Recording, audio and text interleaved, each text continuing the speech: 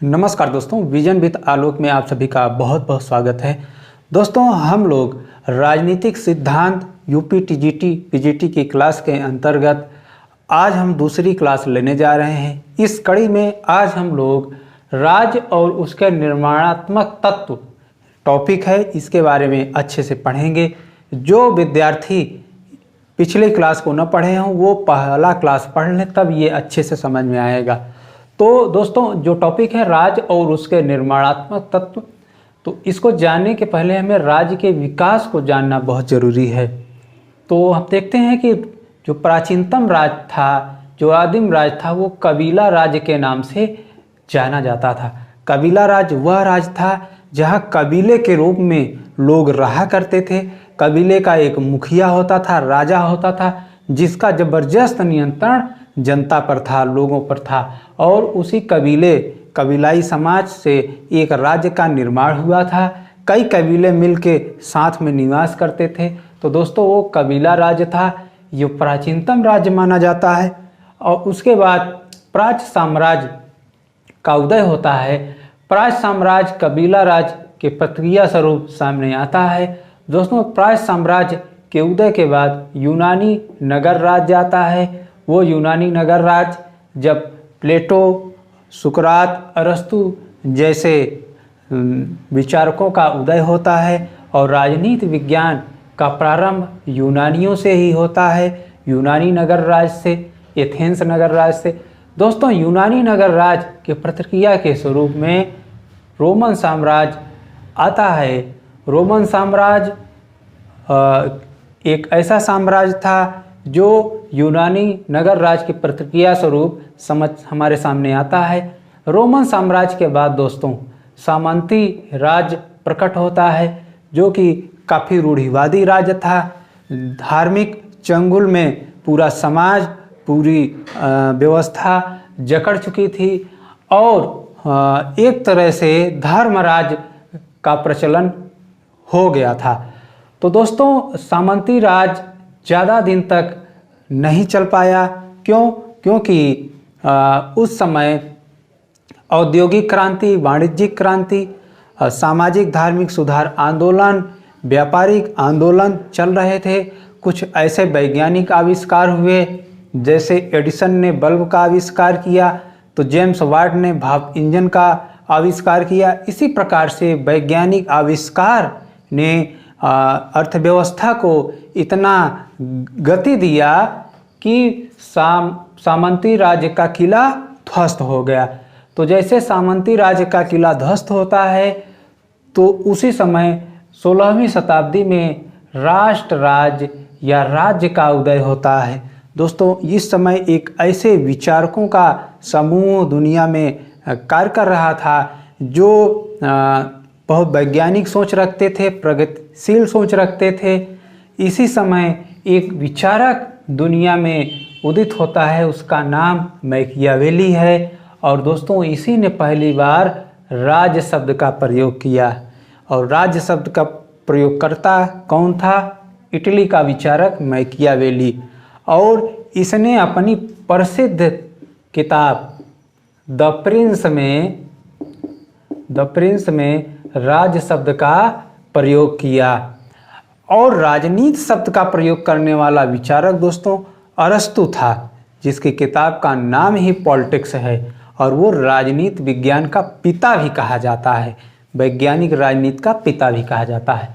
तो इस तरह से दोस्तों हमने राज्य के विकास को देखा, और इसको बहुत अच्छे से आप पढ़ लीजिए, क्योंकि कई बार टीजीटी पीजीटी की परीक्षाओं में ये क्रम मिलाने के लिए पूछ लिया है, क्रम से सजाइए।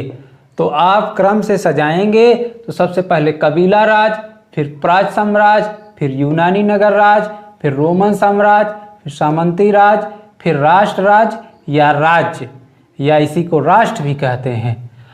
तो इस तरह से दोस्तों ये राज्य का क्रम है। अब आते हैं राज्य के मूल तत्व कितने हैं। तो दोस्तों, कभी कभी बहुत साधारण सवाल पूछता है कि राज्य के कुल कितने मूल तत्व हैं? 2 हैं, 3 हैं, 4 हैं कि 5 हैं? तो आपको बताना होता है सटीक आंसर। राज्य के मूल तत्व की संख्या 4 है। वो 4 कौन से हैं? पर्याप्त जनसंख्या होनी चाहिए, किसी भी राज्य के लिए पर्याप्त जनसंख्या होनी चाहिए, और एक निश्चित भूभाग होना चाहिए, और एक निश्चित सरकार होनी चाहिए, एक सरकार होनी चाहिए, और संप्रभुता होनी चाहिए। और इन पूरे 4 तत्वों में दोस्तों, राज्य के 4 तत्वों में सबसे महत्वपूर्ण और राज्य का प्राण तत्व संप्रभुता है। पूछा जा चुका है सवाल कि राज्य का प्राण तत्व इन चारों में से कौन है? क्या जनसंख्या है, या भूभाग है, या सरकार है, या संप्रभुता है? तो दोस्तों संप्रभुता है। इसको हम सिद्ध कर सकते हैं। कैसे? जैसे दोस्तों एक ट्रस्ट है, पूरे एशिया का सबसे बड़ा ट्रस्ट केपी ट्रस्ट है, जो प्रयागराज में है। काली प्रसाद ट्रस्ट के नाम से जाना जाता है। केपी ट्रस्ट पूरे एशिया का सबसे बड़ा ट्रस्ट है, और ट्रस्ट में जनसंख्या भी है, और भूभाग भी है, और ट्रस्ट का कानून भी है। लेकिन दोस्तों संप्रभुता नहीं है उसमें। संप्रभुता का मतलब होता है सॉवरेंटी। वो ट्रस्ट ऐसा कानून नहीं बना सकता जो आंतरिक और बाह्य रूप से स्वतंत्र हो, जिसकी आज्ञा का पालन पूरे भारत के लोग करते हों या भारत के बाहर रहने वाले लोग करते हों। ऐसा कानून ट्रस्ट नहीं बना सकता है। तो दोस्तों वो राज्य नहीं हुआ, वो सिर्फ एक ट्रस्ट है। इसी तरह से दोस्तों संप्रभुता से अंतर आ जाता है कि राज्य कौन सा संस्था है, कौन सी संस्था नहीं है। तो आइए राज्य के मूल तत्व के बारे में बारी बारी से देखते हैं।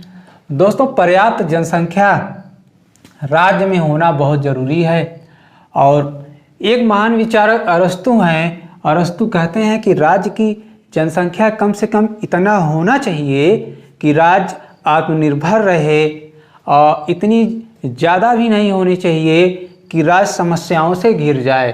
तो इस तरह से दोस्तों अरस्तु जब जनसंख्या की बात करते हैं तो कहते हैं कि राज्य में 1 लाख जनसंख्या होना चाहिए।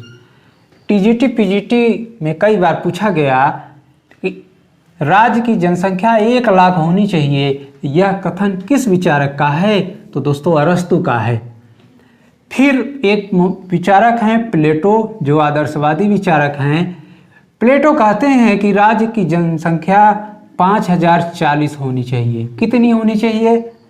प्लेटो के अनुसार राज्य की जनसंख्या 5040 होनी चाहिए।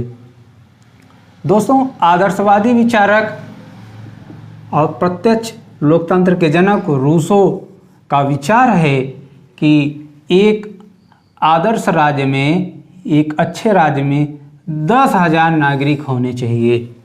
जी हाँ दोस्तों, 10,000 नागरिक एक राज्य में होने का दावा कौन विचारक करता है?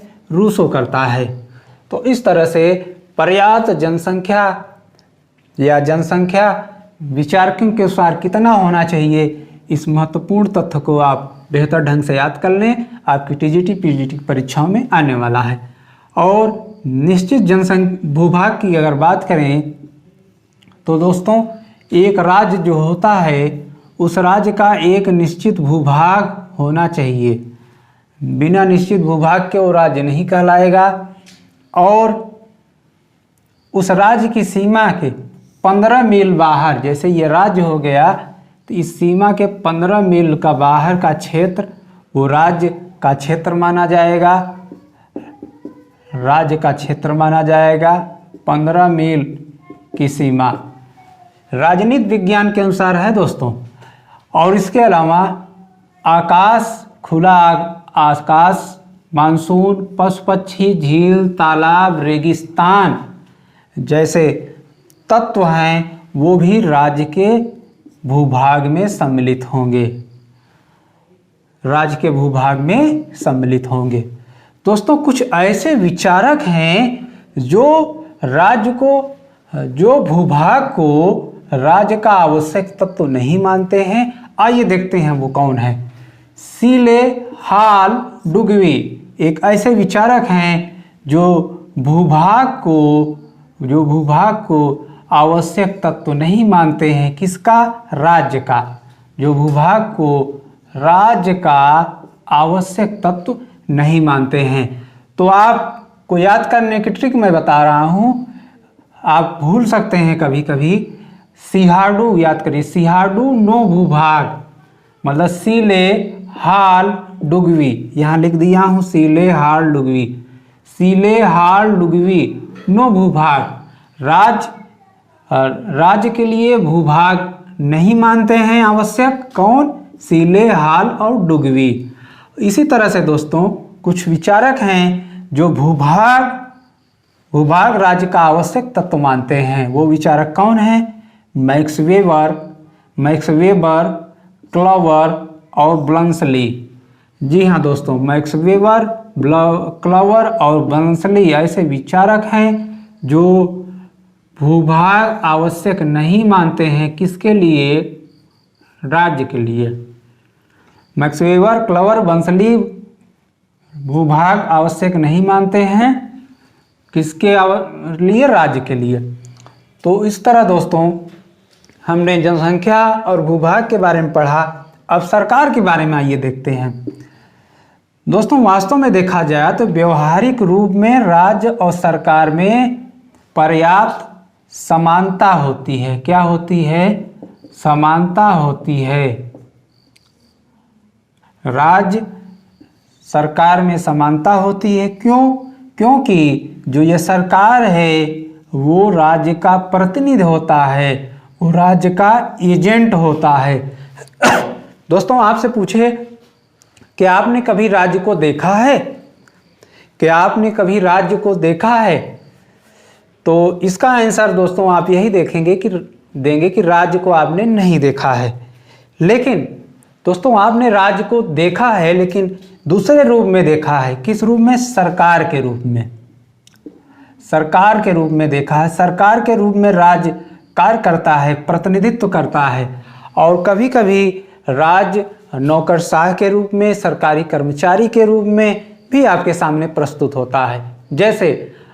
जैसे कोई नागरिक अगर राज्य में बिजली की चोरी करता है तो बिजली कर्मचारी, बिजली विभाग का जेई आता है और कटिया मारने वाले व्यक्ति पर कानूनी कार्रवाई करता है, बिजली चोरी करने वाले व्यक्ति पर कानूनी कार्रवाई करता है।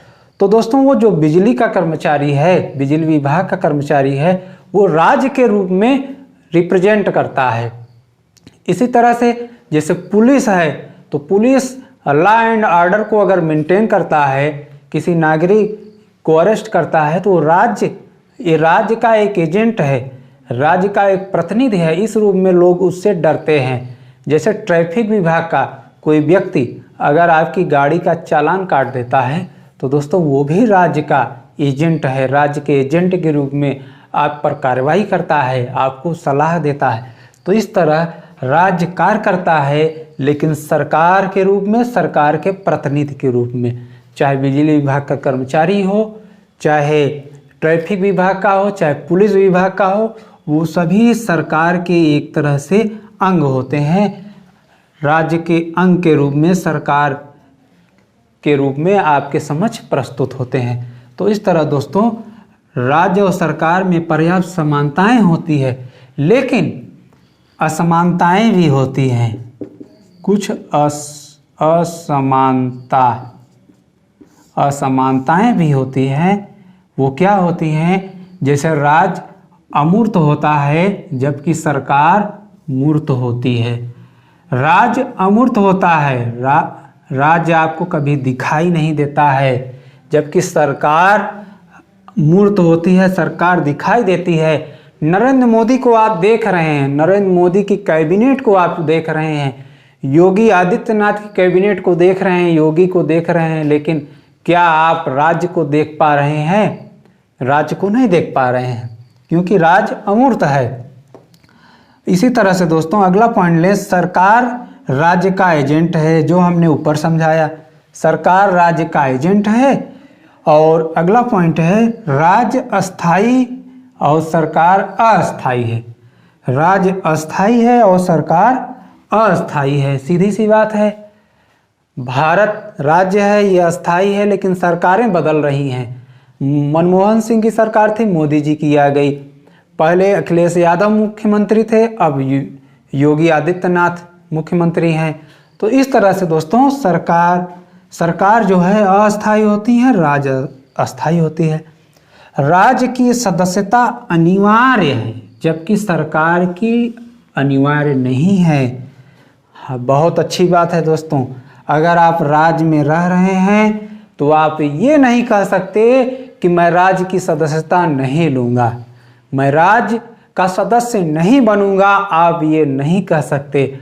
आप राज्य में रह रहे हैं तो आपको राज्य की सदस्यता अनिवार्य रूप से लेनी है।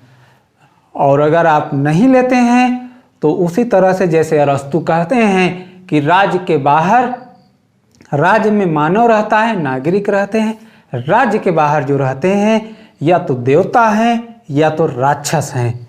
तो अगर राज्य की सदस्यता लेने से आप इनकार कर देंगे तो आप या तो देवता की कैटेगरी में चले जाएंगे या राक्षस की कैटेगरी में। लेकिन मैं मानता हूँ आप मानव हैं, तो इसलिए राज्य की सदस्यता आपके लिए भी अनिवार्य है, जैसे राजनीति विज्ञान के परिभाषा में भी कहा गया है। तो दोस्तों ये पॉइंट अच्छे से याद कर लीजिए, क्योंकि यहाँ से सवाल पूछा जाता है कि सरकार के संदर्भ में कौन सा बिंदु सही नहीं है, तो आपको सही और गलत छांटना होता है। यहाँ से अगर आप पढ़े रहेंगे तो अच्छे से चॉइस कर पाएंगे।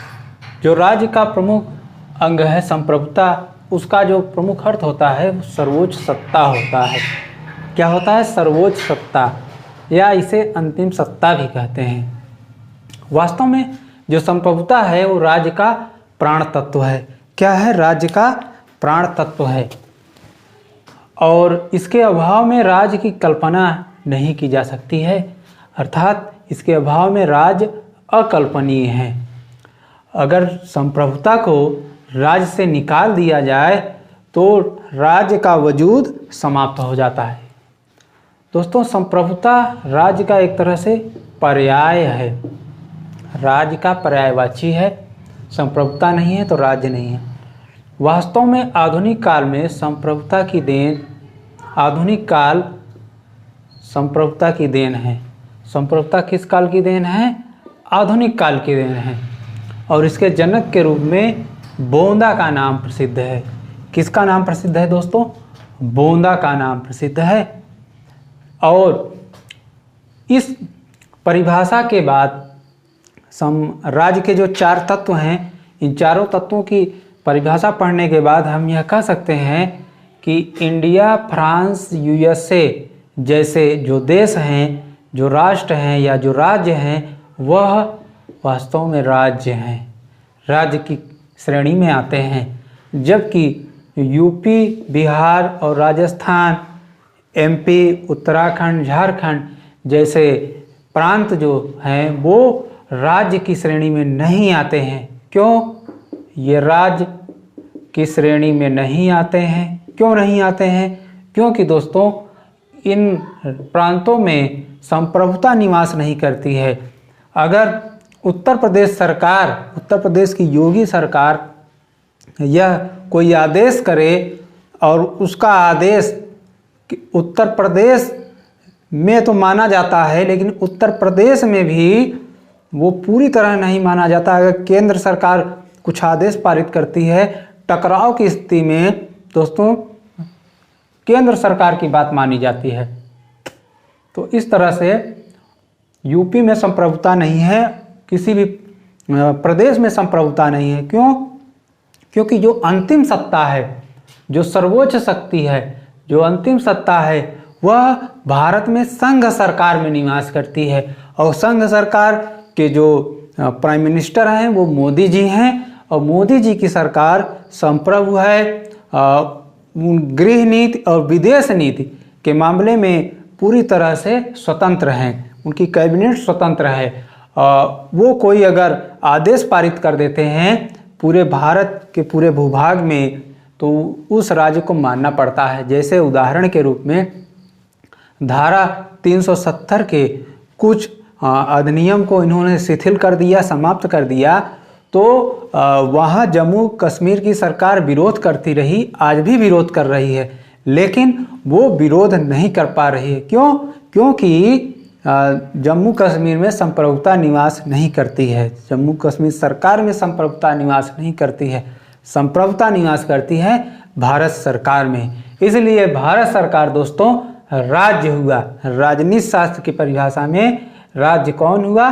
भारत सरकार हुआ। यूएसए हुआ, फ्रांस हुआ, पड़ोस में श्रीलंका हो गया, बांग्लादेश हो गया, भूटान हो गया, नेपाल हो गया, और यूपी, एमपी, महाराष्ट्र जैसे प्रांत वो राज्य की श्रेणी में नहीं आएंगे। पॉलिटिकल साइंस अगर पढ़ रहे होते हैं तो अच्छे से समझ लीजिए, पॉलिटिकल साइंस में राज्य का अर्थ वही होता है जिसमें 4 तत्व निवास करते हों। तो दोस्तों भारत भी, जो हमारा भारतवर्ष है, भारत देश है, 26 जनवरी 1950 के पहले जो इंडिया था वह राज्य नहीं था। यह 26 जनवरी 1950 के बाद राज्य बना। क्यों?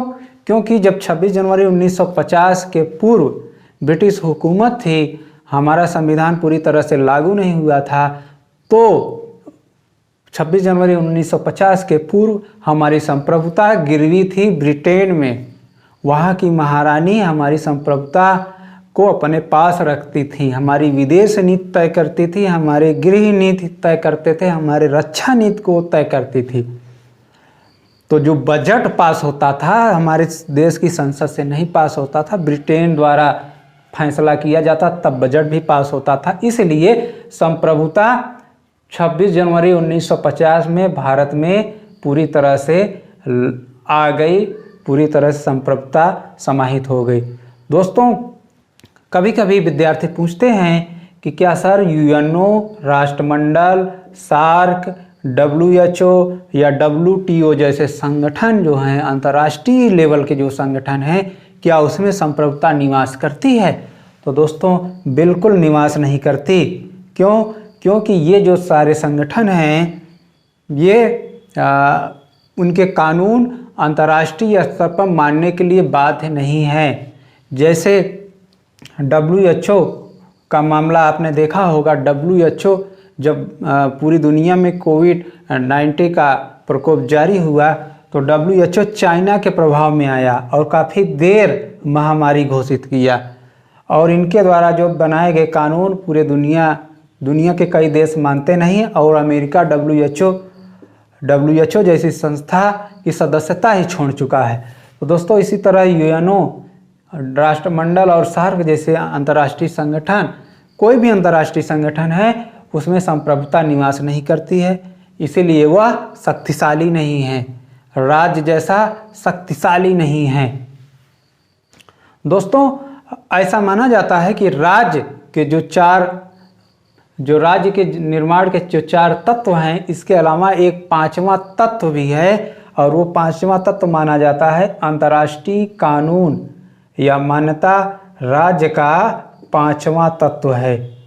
ये पूछा जाता है कभी कभी कि कुछ विचारकों के अनुसार अंतर्राष्ट्रीय कानून या मान्यता राज्य का 5वां तत्व है। हालांकि सार्वभौमिक रूप से यह अभी मान्य नहीं हो पाया है। सारे वैज्ञानिक, राजनीतिक विचारक इसे मान्यता नहीं देते हैं, इसलिए यह पूरी तरह मान्य नहीं है। लेकिन कभी कभी पूछा जाता है कि कुछ विचारक किसे राज्य का 5वां तत्व मानते हैं, तो अंतर्राष्ट्रीय कानून को मानते हैं।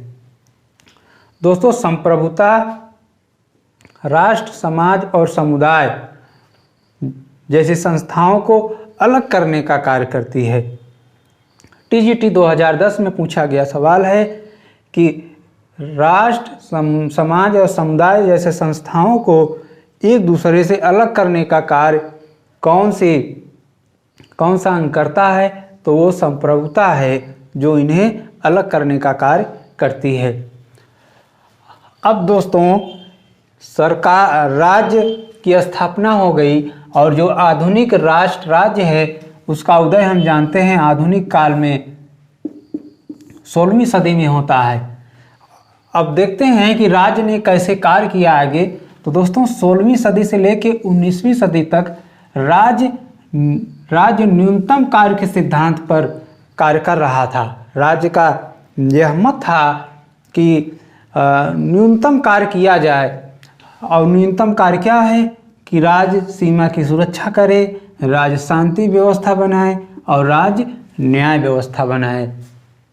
राज्य के 3 कार्य निर्धारित थे, सीमा सुरक्षा, शांति व्यवस्था और न्याय।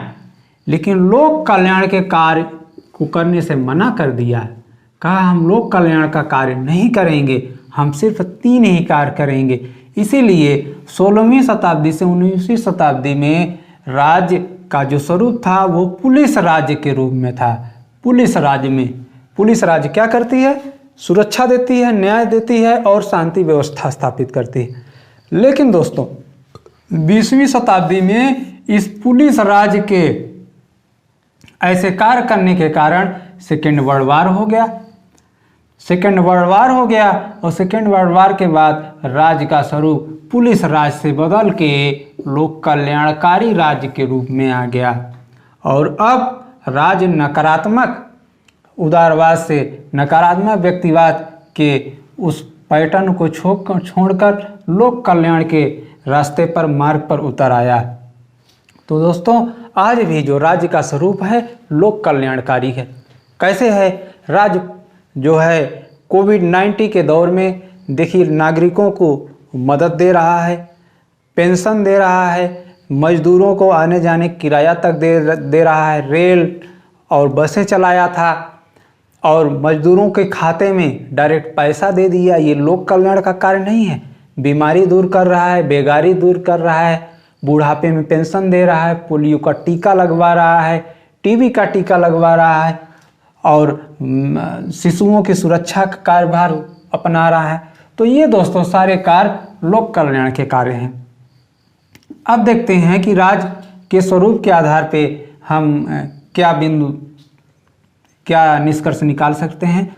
दोस्तों व्यक्तिवाद कहता है कि राज्य एक आवश्यक बुराई है। राज्य क्या है? एक आवश्यक बुराई है और व्यक्तिवाद राज्य को साधन मानता है।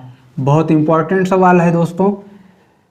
पूछा जाता है कि राज्य एक आवश्यक बुराई है, किसका कथन है? किसके अनुसार? व्यक्तिवाद के अनुसार। और व्यक्तिवाद राज्य को एक साधन मानता है और कहता है कि राज्य हमारी सुविधा के लिए आया है, हमें साधन संपन्न बनाने के लिए आया है, हमारे विकास के लिए आया है। इसलिए राज्य का उद्देश्य है नागरिकों का अधिकतम कल्याण करे, नागरिकों का अधिकतम विकास करे। और उदारवाद जो है दोस्तों, उदारवाद है वो उदारवादी विचारधारा, वो कहता है राज्य साधन और साध्य दोनों हैं। ये बहुत अच्छा विचार है कि राज्य साधन भी है और साध्य भी है। और दोस्तों अगला पॉइंट देखते हैं, आदर्शवाद, समाजवाद, फांसीवाद राज्य को साध्य मानते हैं। इसीलिए दोस्तों कहते हैं जो आदर्शवाद है वो कहीं न कहीं फांसीवाद की प्रेरणा है, फांसीवाद को प्रेरित कर रहा था। तो आदर्शवाद, समाजवाद, फांसीवाद राज्य को साध्य मानते हैं और राज्य को बहुत पवित्र संस्था मानते हैं, राज्य को साध्य मानते हैं और व्यक्ति को साधन मानते हैं। दोस्तों समाजवाद का जो अंतिम चरण आता है साम्यवाद, उसमें राज्य को खत्म करने का विचार प्रकट किया गया, कहा राज्य को खत्म कर दिया जाएगा। इसी तरह दोस्तों मार्क्सवाद, अराजकतावाद, श्रमिक संघवाद राज्य को समाप्त कर देने के पक्ष में थे। पूछा जाता है कौन सा विचारधारा राज्य को समाप्त कर देने पर बल देता है? तो मार्क्सवाद, अराजकतावाद, श्रमिक संघवाद। और दोस्तों यह भी सवाल पूछा जाता है इन विचारधारा में कौन सी विचारधारा है जो राज्य का सबसे ज़्यादा विरोध करती है और कहती है राज्य बिल्कुल भी नहीं होना चाहिए, राज्य को खत्म कर देना चाहिए? तो दोस्तों अराजकतावाद, जो अराजकतावाद है वह राज्य का बहुत ज़्यादा विरोध करता है। और गांधी जी को आप जानते हैं, गांधी जी दार्शनिक अराजकतावादी विचारक थे। अराजकतावादी नहीं दोस्तों, दार्शनिक अराजकतावादी। इसी तरह दोस्तों सकारात्मक उदारवाद मानता है कि राज्य एक सकारात्मक भलाई है, राज्य एक सकारात्मक भलाई है। यह सकारात्मक उदारवाद मानता है जबकि आपने व्यक्तिवाद या नकारात्मक उदारवाद को पढ़ा कि राज्य एक आवश्यक बुराई है। व्यक्तिवाद कहता है राज्य एक आवश्यक बुराई है, सकारात्मक उदारवाद कहता है राज्य एक सकारात्मक भलाई है। तो दोस्तों इस तरह से अगला पॉइंट है कि राज्य प्राकृतिक और कृत्रिम दोनों होता है। राज्य दो प्रकार की होता है, जानते हैं, एक प्राकृतिक राज्य होता है, एक कृत्रिम राज्य होता है। लेकिन जो प्राकृतिक राज्य होता है वह साध्य होता है, जो प्राकृतिक राज्य होता है वह साध्य होता है, और जो कृत्रिम राज्य होता है वह साधन होता है। कैसे? जैसे आज का जो राज्य है दोस्तों, भारत एक राज्य है, वह कैसा राज्य है? वह कृत्रिम राज्य है। क्यों? क्योंकि ये बनाया गया राज्य है। संविधान सभा ने भारत संघ का निर्माण हुआ है, भारत संघ का निर्माण हुआ है, और संविधान के माध्यम से इसके पहले रियासतों का एकीकरण हुआ था। तो दोस्तों ये क्यों हुआ था? हमारे कल्याण के लिए, आपके कल्याण के लिए, सारे भारतीयों के कल्याण के लिए। तो राज्य जो है साधन है, वो नागरिकों के कल्याण के लिए आया है भारत राज्य। और इसके पहले जो प्राकृतिक राज्य थे, जो प्राकृतिक राज्य थे वह साध्य थे, वह उनका राज्य पहले से अस्तित्व में था, राज्य का वजूद पहले से था, और नागरिक जो है साधन थे, राज्य साध्य थे। इस तरह से महत्वपूर्ण तथ्य दोस्तों क्लियर होता है, कवर होता है। अगर आप यहाँ पिक लेना चाहते हैं तो ले सकते हैं। और इसके बाद दोस्तों हम लोग नए टॉपिक की ओर बढ़ेंगे। तो उम्मीद है दोस्तों आपको पसंद आया होगा, और जो नए व्यूवर्स हमारे साथ जुड़े हैं वो तुरंत इस चैनल को सब्सक्राइब कर लें, और साथ में जो पुराने व्यूवर्स हैं वो चैनल को लाइक, सब्सक्राइब, शेयर जरूर कर दें। धन्यवाद।